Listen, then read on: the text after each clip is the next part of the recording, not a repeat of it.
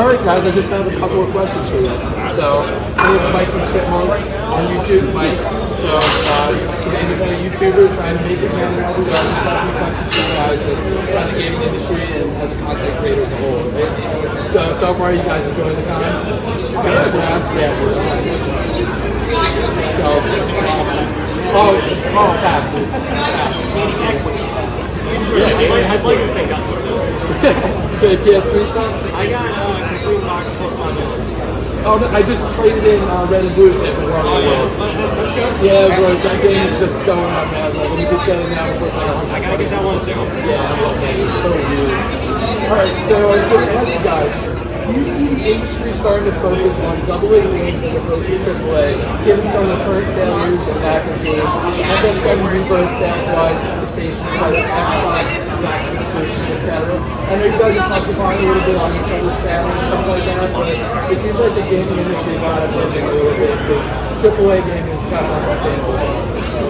I would say I'm not sure if we're at the point where companies are wanting to do it, but they should be wanting to do it. Because when you're looking at these ballooning budgets and stuff like that, you know, I just think that the era of, you know, the PS3 or the Xbox 360 where you had, you know, 10 huge games come out in a very short span of time, you had too many games, no pun intended, you know, coming out all at once, and that was just, it's not sustainable anymore. So you have to find other venues.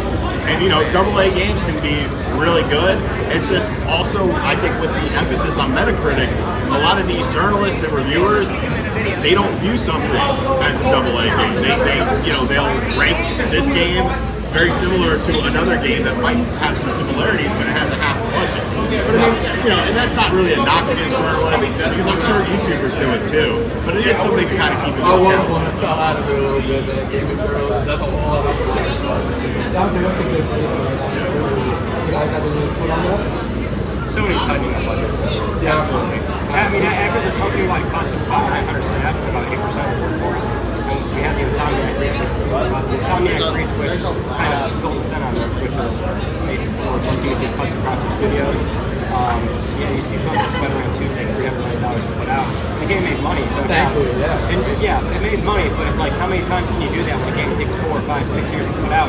And also, it's already established. They've already made Manhattan. They can expand upon it. There's a certain, you know, reuse of assets. That foundation was yeah, it's a foundational title. Same for like Miles Morales as well, which was still a multi-million-dollar game to make and put out. And that, some would argue that's fitting the between AA and AAA, considering it's like an 8-hour something, but very nice AAA quality game. Yeah. I find that the AA space, while it's sort of, I guess, shifted in a way where a lot of your traditional AAA publishers don't do that anymore. It's being slaughtered by what a lot of people consider indie nowadays. And I use air quotes because they're still published. Like Devolver did that. Or pretty much anybody else is going to step in and say, we'll give you some money. Even Microsoft, I mean, the benefit here is that when they give them a Game Pass deal, that Game Pass deal gets them to market. And those games are still, you know, in many ways, $500,000 to 7 figures to put out. Oh, absolutely. I mean, they're always putting big titles out there. In a way, I find those are the style games because they can come out at like $30, $45. You know, they might only be like a digital release, but they not have the fun to I feel like it's a case-by-case basis too. Did you see Alan Wake 2? There's just a lot. As you said, there's a saturation in the market. There's a lot of games. Good. I think for you, they're playing it safe for AAA stuff like licensing, so Spider-Man, even 007, because I own Rapper doing that. But for like AA, I think that's where you see a lot of the new ideas. That's kind of how I'm starting to classify it. I think AA and AAA go for licensing projects. Just bring us some games on this console. There's $600 on these things. You know, it'd be nice. It's a mute point, but you know, we all know. But we just want games on before this generation is over. All right, I love it.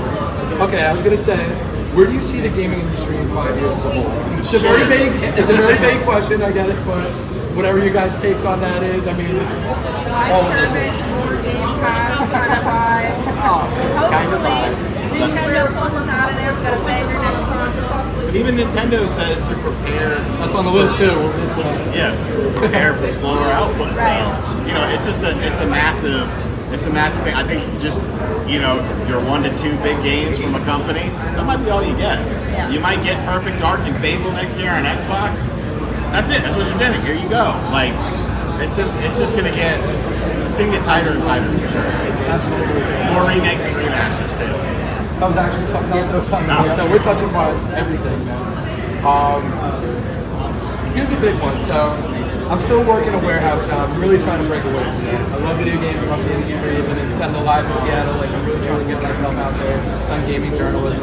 So I want to ask you guys, how are you able, based on what I've seen about on YouTube, how are you able to do YouTube full time? Are you guys still working at 9 to 5, or are you able to break away from the 9 to 5? It's been 4.5, 5 years for me professionally. Okay. But I think it's fair to say, we're all going to have our own different stories of how we made that happen. Yeah, if you want to do an abridged version, and then you guys got to sign me. For me, I started my channel 12 years ago. Yeah, you're gonna. That was out of high school. I was figuring out what I'm going to do with life. I wanted to work in the gaming business.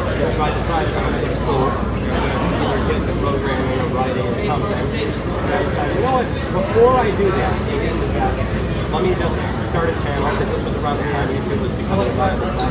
Yeah. I thought, okay, well, why don't I just be a games critic on my own, see what happens. I just stuck with it. At a certain point, eventually it finally took off for me. So my formula was I just tried for a very long time. Okay. That seems to be the consensus from a lot of people I've talked to. Some people get like one upload and it's really well, and that's the sort of like booster shot they need. Probably like your James Ross of the world, stuff like that. He was on the platform in 06. The first, yeah. I was watching him when I was like 20-something, like early 20s. That's really, I was in elementary. Me and my sister both in elementary school. We probably should have been watching it, but. Oh, yeah. Absolutely. It was one of the best to do it. I think though, if you're trying to do it now, you gotta make something that makes you be different a little bit, and you have to set yourself apart, and then you also have to if something doesn't work, you have to analyze the fuck out of that video and be like, okay, this is why it doesn't work, this is what I'm gonna do next time. It's the only thing that has helped me, really, because how do I stay consistent in whatever the hell I wanted to do, it may not work. So you have to sort of know what your audience wants from you, and then also I don't put it on full time yet or whatever. I just do other shit. So And you're in college. And I'm in college. So all I would say is don't put all of it into YouTube. You really gotta try to figure it out on the side for a long time, I think. Especially with how expensive shit is right now. You don't want to go. There's a lot of stories of creators going on YouTube and flopping and you don't have the And then you're bitter, and then you yell at the people who tried to help you out. Yeah, and it's just not ideal. You gotta be some eBay or on your asking people for donuts and stuff. So you gotta just do your own thing and be authentic to yourself. Have fun with it starting out. Yeah, just have fun with And it. that's exactly where I was going to go into that. As hard as it is sometimes, I got to tell myself, we're about just having fun with it. I love fun with gaming, so that's the focus right now. But of course, in the back of my mind, it's this would be great. I see you guys made it, you know what I mean, doing this stuff, getting to go to conventions, talking to people about video games, it's awesome. Who wouldn't want to talk about video games? If you're into this Yeah, that's what very we into are. it, yeah. You know what I mean? So, I love it. Yeah, thank you for your honesty. That's just, I'm in the Seriously, same yeah. spot you are almost, It's not like I'm doing some crazy stuff, so it's just Yeah. I've heard that from somebody else. I went to Nintendo Live with the same guys. He's still trying to make his own 13 takes out that makes a little bit more than that. He's just trying to just after work. I was okay. Since we don't have much time, I was going to say, what advice would you give to up-and-coming creators like myself? Would you expand upon that, or just say? Yeah, I would say never try to get into it as a business from the jump off, unless you've got unless you've got financial backers, which then you see how bigger, maybe not in video games, but a channel that was Donut Media that does car stuff. Okay. They got bought by a big company. They thought it was going to be cool. No, everyone's leaving now because they want it to be done their way. But you just gotta have fun with it. I didn't look at it as a business until I started making decent money, and then I noticed that I was actually making a little bit more than I was in my day job.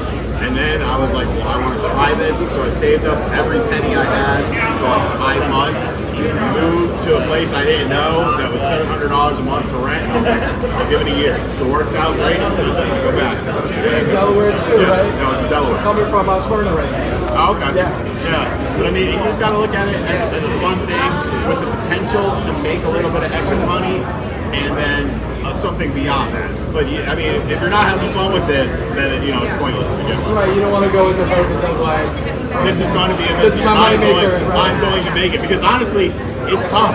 It's tough. And I mean, I just got lucky because I ain't good at this shit. Like, I just got lucky, but yeah.